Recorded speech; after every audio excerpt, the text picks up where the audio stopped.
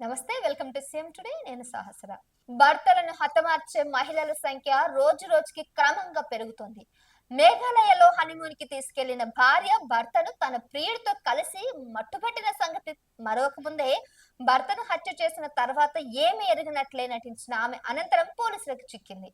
ఈ ఘటన మరొక ముందే అనేక ఘటనలు చోటు చేసుకుంటున్నాయి. అయితే తాజాగా ఇలాంటి ఘటనే ఒకటి కర్ణాటక ప్రాంతంలో కూడా చోటు చేసుకుంది. తెలంగాణ, కర్ణాటక సరిహద్దు ప్రాంతాల్లో జరిగింది ఈ సంఘటన. సెల్ఫీ దిగుదామని భార్య భర్తను కోరింది. దీంతో భార్య కోరిక మేరు ఆ భర్త అక్కడ కృష్ణానది దగ్గర ఆగి సెల్ఫీ దిగుదామని దిగారు. భార్య గొట్టెమ్మ, భర్త తాతప్ప వీరిద్దరికి వివాహం అయ్యి కొద్ది కాలమే అయింది. అయితే ఇంతలోనే భార్య ప్రేమతో సెల్ఫీ దిగుదామని అడిగేసరికి ఆమె మాట కాదనలేక కృష్ణానది దగ్గర ఆగి తను ఫోటో దిగుదామని అక్కడ ఆగారు.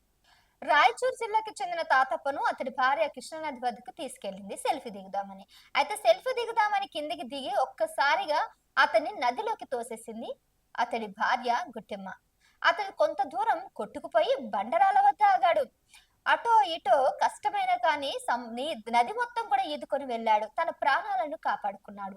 స్థానికులు గమనించి అక్కడ ఏదో జరుగుతుందని అందరూ కూడా ఆతృతగా చూస్తున్నారు. అదే సమయంలో ఆ నది అంతా కూడా ఈదుకుంటూ వెళ్ళి అక్కడ ఒడ్డున చేరారు. అక్కడ నుంచి హెల్ప్ హెల్ప్ అని అరిచేసరికి అక్కడ ఉన్నటువంటి స్థానికులు అతన్ని బయట తీసుకురావడానికి చాలా ప్రయత్నించారు. దీంతో అక్కడ ఉన్నటువంటి ఒక తాడు సహాయంతో దాన్ని బయటికి లాగడం జరిగింది. అయితే బయటకు వచ్చిన తర్వాత భర్త చెప్పిన మాటలు విని అక్కడ స్థానికులు అవాక్కయ్యారు.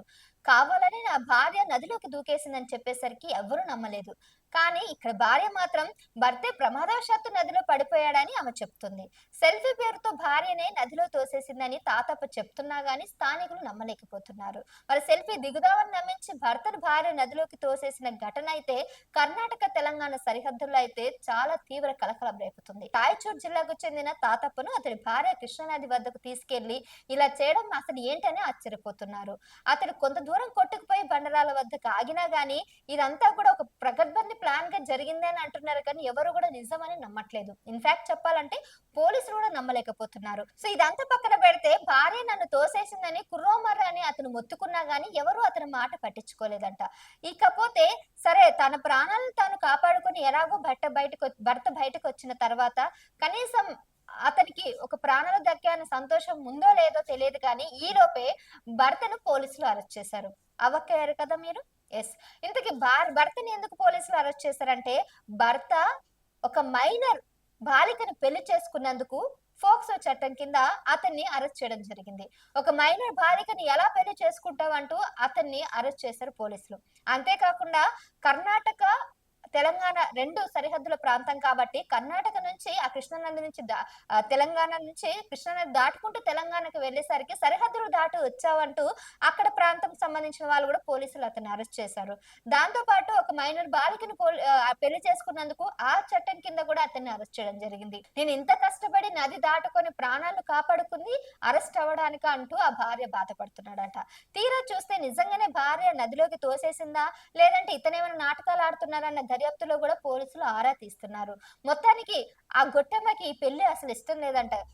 తల్లిదండ్రులకి ఎంత నచ్చ చెప్పినా గానీ తల్లిదండ్రులు ఒప్పుకోలేదంట. పెళ్లి చేసుకోను అని చెప్పినా గానీ బలవంతంగా అక్కడ ఉన్నటువంటి కర్ణాటకకి చెందినటువంటి ఆ తాతప్పకి ఇచ్చి పెళ్లి చేశారు. సో ఈ అమ్మాయికి పెళ్లి ఇష్టం లేకుండా బలవంతంగా చేయించారు కాబట్టి అతన్ని చంపేస్తే అడ్డు తొలుక్కుంటుందని ఆమె చంపే ప్రయత్నం చేసినట్లుంది. ఎలాగో అలాగా భర్త తన ప్రాణాలు బయట పెట్టుకొని బయటికి వచ్చే లోపే అతని పోలీసులు అరెస్ట్ చేయడంతో అటు భర్తకు సంబంధించిన పేరెంట్స్ గాని ఫ్యామిలీ మెంబర్స్ అంతా కూడా చాలా బాధపడుతున్నారు. అసలు ఏ నేరం చేయని మా కొడుకును అరెస్ట్ చేశారు, నేరం చేసిన అమ్మాయిని అంటే హత్య చేసేందుకు ప్రయత్నించిన అమ్మాయిని ఎందుకు అరెస్ట్ చేయలేదన్నట్టు వాళ్ళు అంతే ఫైట్ అయితే చేస్తున్నారు.